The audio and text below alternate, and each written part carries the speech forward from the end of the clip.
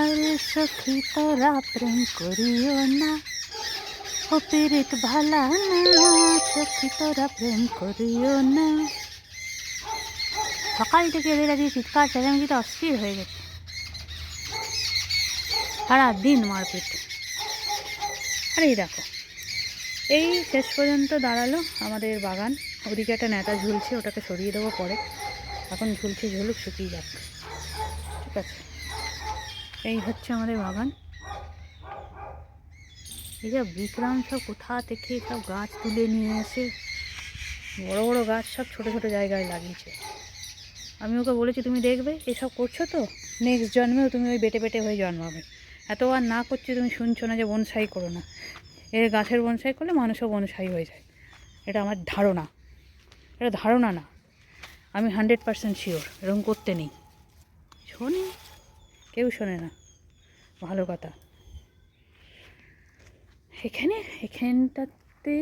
এখানটাতে একটা ওই যে ইয়েটা আছে না, ওইদিকে দেখো একটা পাথর দেওয়া আছে, ওই পাথরটা নিয়ে এসে এখানটাতে একটা টেবিল বান, ঠিক আছে। আমি পরে দেখাচ্ছি। গুড আফটারনুন, কেমন আছো? আশা করি ভালো। আবার একটা নতুন ব্লগ নিয়ে চলে এলাম দেরাদুন থেকে। আমি সুদেষ্ণা। তোমরা তো জানো প্রতিদিনের একই রুটিন, হাঁটতে বেরোই দুপুরবেলা খাওয়া দাওয়ার পরে। সে আজকেও তাই বেরিয়েছি। হালকা হালকা রোদ, আর রোদের যে খুব একটা তাপ আছে তা নয়, কিন্তু ভালো লাগছে, বেশ মিষ্টি মিষ্টি রোদ। আর আমাদের এই জায়গাগুলো এত পাখি থাকে, তোমাদের আমি আগেও বলেছি, কিন্তু জানো তো যখনই ক্যামেরা হাতে দাঁড়াবে তখন আর কেউ নেই, সব চুপচাপ।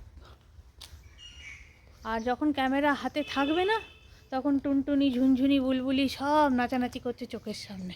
দেখো গাছটা কতটা নিচে চলে এসছে, এগুলো তো বাঁদরে দোল খায়। আর এই হচ্ছে আমাদের পুরনো মন্দির, শিব মন্দির।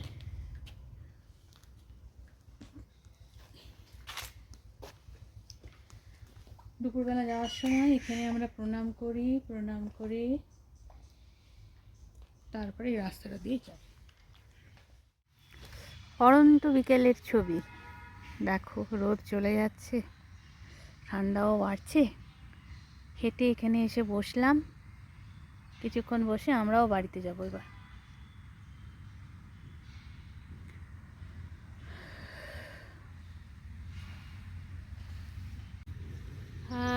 আমাদের ছোটোবেলাটা 80s 90s কথা, যেটা বলছিলাম যে ওই যখন ফুটবল খেলা হতো বাবাদের সাথে যেতাম মাঠে ফুটবল খেলা দেখতে।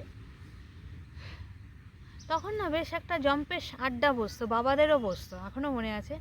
অফিস থেকে ফিরে এসে বন্ধুরা মিলে কোথাও হয়তো চা বিস্কুট খেয়ে ঘরের কারোর, আমাদের যেমন ধরো পাশাপাশি বাড়িগুলো যেগুলো ছিল, কোয়ার্টার কিন্তু নয়, বাড়ি, ওইখানে সব বাবাদের আড্ডা বসতো একটা লনে। সেখানে মা চা বিস্কুট, হ্যাঁ, তারপর ধরো ছোটো ছোটো সেই বাপুজি কেক পাওয়া যেত না আগে, সেই বাপুজি কেক, যে বাবারা সব একসাথে খেয়ে তারপরে একটু রেস্ট করে বিকেলবেলার দিকে একটু পাঞ্জাবি পায়জামা পরে ফুটবল খেলা দেখতে বেরোলো। তো সেই দিনগুলো আর নেই, সেই দিনগুলো আর মানে বহু বছর হলো যে সেই পরিবেশটা আর পাওয়া যায় না। তো এটা ছিল আমাদের 80s 90s। আর সেই সময়কার কথা বলতে গেলে আরও মনে পড়ছে যে সেই সময় তোমাদের যে ওই ফুটবল খেলার মাঠে সে কালুদা, তারপরে তোমার ফেলাদা, হ্যাঁ, বুলুদা, নন্টেদা, এরকম সব দাদারা থাকতো, এবং তারা সেই গোল রক্ষক ছিল। সে এক একজন গোল দিচ্ছে, সেই তাদের হাত পা এতটাই লম্বা লম্বা যে সেই গোল, সেই বলটা যে গোলে ঢুকবে তার কোনো উপায় ছিল না। সেই সময়ের একটা মানে সে কি উত্তেজনা, সেই চিৎকার চেঁচামেচি, গোল হলো, সেই একজন গোল দিল, সে তাতে মানে সবাই একদম ঝাঁপিয়ে গিয়ে তাকে চুমু খেয়ে একদম সেই এমনি করে কোলে তুলে নিল। তো সেই দিনগুলো না এখন আর কোথাও দেখতে পাই না, সেই দিনগুলো হারিয়ে গেছে। এখন বাচ্চাদের মধ্যে যেটা দেখি সেটা শুধুমাত্র এই কম্পিউটার গেম বা কম্পিউটারে পড়াশোনা।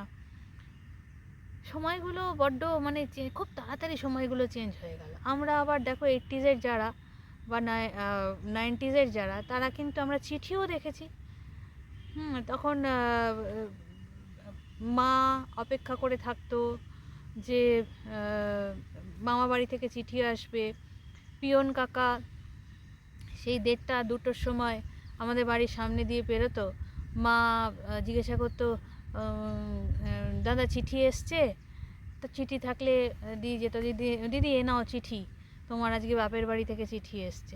তো সেই সময়গুলো না জানো তো পুরো এখন মনে হয় যেন এক একটা উপন্যাস, গল্প, কাহিনী। বর্তমানের দিনকাল কত যে তাড়াতাড়ি পাল্টে গেছে যে এখন চিঠি লেখার ব্যাপার তো নেই, হোয়াটসঅ্যাপ।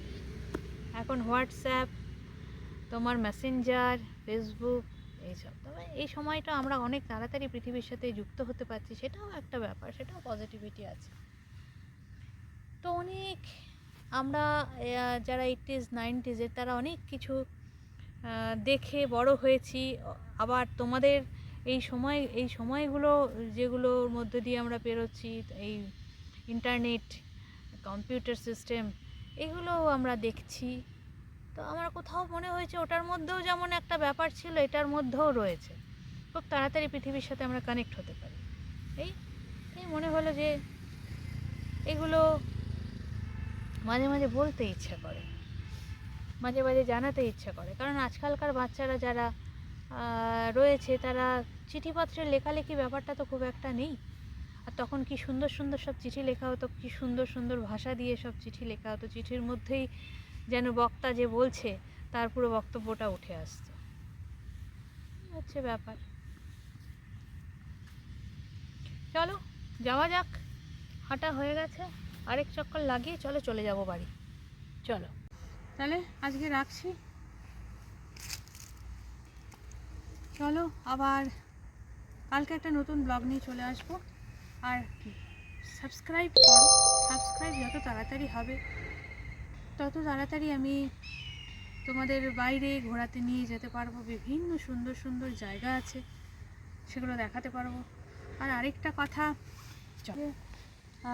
এখানে হরিদ্বার, ঋষিকেশ কাছাকাছি কখনো বেড়াতে নিয়ে যাব। এজেড পার্সন যারা, যদি কেউ আমার সাথে জুড়ে থাকো বা জুড়ে থাকেন, তারা বলবেন যদি লাইভ দেখতে চান হরিদ্বার, ঋষিকেশ, তাও দেখাবো। ঠিক আছে, সাবস্ক্রাইব করুন। আর ভালো লাগবে আমার ব্লগ যখন পরে আনবো, কারণ এখন তো সেরকম কিছু আমি দেখাতে পারছি না। যখন আনবো ভালো লাগবে। সাথে থাকুন, ভালো থাকুন, আবার দেখা হবে কালকে। Bye bye.